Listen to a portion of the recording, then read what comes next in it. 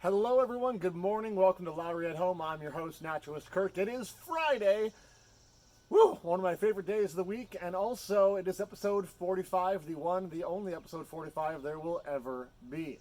On today's episode we have two things. First up, Naturalist Brett is going to answer a viewer question that we got this week about his program on Monday, and then what I heard from the Bird Nerd, which we bring you every Friday, and today's episode is a real doozy, so sit back and relax. Here we go.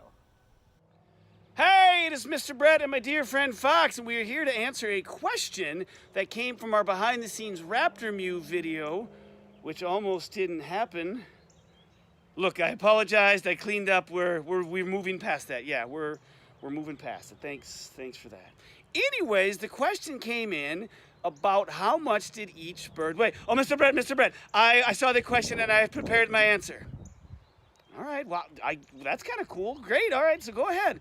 All right, so the Merlin, he weighs about 1 meal's worth of food. The owl is about a day's worth. And the hawk, well, you better call some friends. What? Dude, what was that not something they can relate to? No, you can't. No one's eating the birds. So that was an inappropriate answer. Yes, it was highly inappropriate. Those are part of the Lowry educational staff. We're not eating them.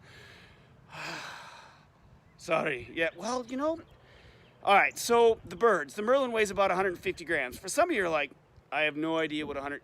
It's about the size of a baseball or a hockey puck. The owl hovers usually just under 2 pounds, and the hawk is somewhere close to like 2 3/4, just under 3 pounds. You're like, wow, 2 to 3 pounds, that's really not a lot. And it isn't. But you got to remember, they're covered with feathers, which don't weigh a lot, and their bones are a lot less dense than ours, which, one, makes them look big, and two, makes it easier for them to fly. So it is a win-win situation. Thanks for the question. Apologies for the answer. You know what? I was trying. Yes, well, I guess points for effort. Back to Lowry at Home. Thank you for that, Brett. Up next, what I heard from the Bird Nerd. Let's go.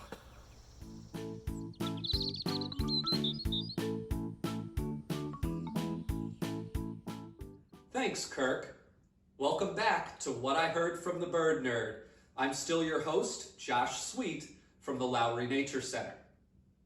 Now, last week, some of you all saw me communicating with the real Bird Nerd using my earpiece radio.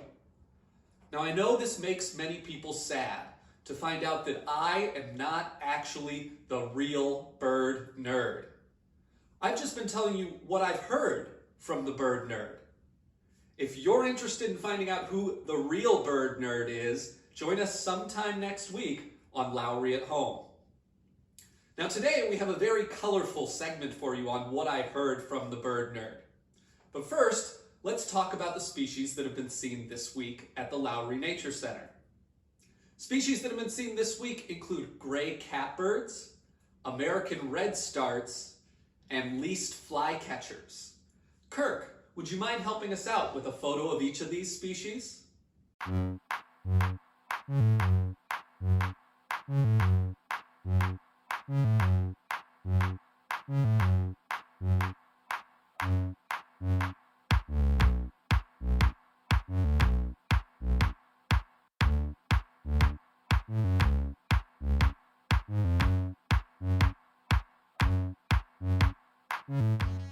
Thanks. Now, every bird has its own unique appearance. In fact, at the Lowry Nature Center alone, there's a great colorful example of each of the 6 colors on the rainbow spectrum, represented by a bird that we actually have at the Lowry Nature Center, wild birds that are living in the forest. Let's start with the first 3 colors of the rainbow spectrum: red, orange, and yellow. Red represents one of my favorite summer migrants, scarlet tanagers. Orange represents a very melodic sounding bird, the Baltimore oriole.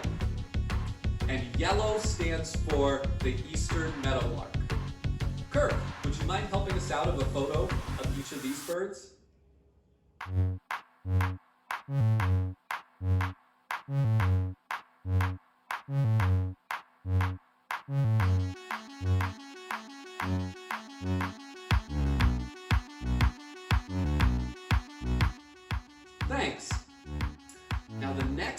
three colors of the rainbow are green, blue, and purple.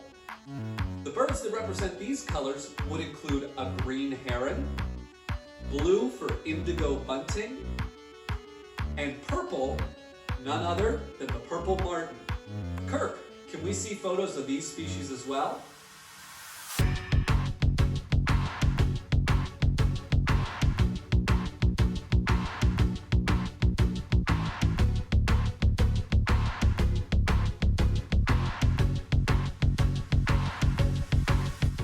Thanks.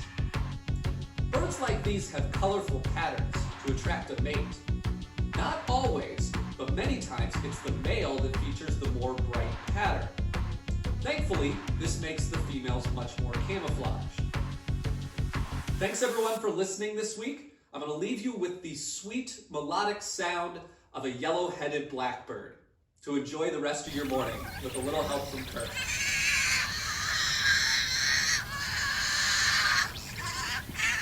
Thanks. Back to you, Kirk. See you all next time. Thank you, Josh. We always have fun with those. Tell you what, there's some more fun just around the corner.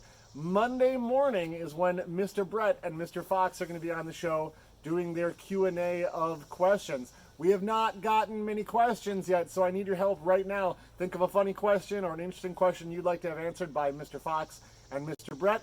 Put it in the comments of this video right now. Do it right now. I'm waiting. Go ahead. Type it out.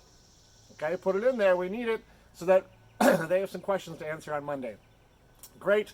Do that. Love it. See you guys on Monday. Go ahead and smash that like button for us, and we'll see you all next time on Lowry at Home.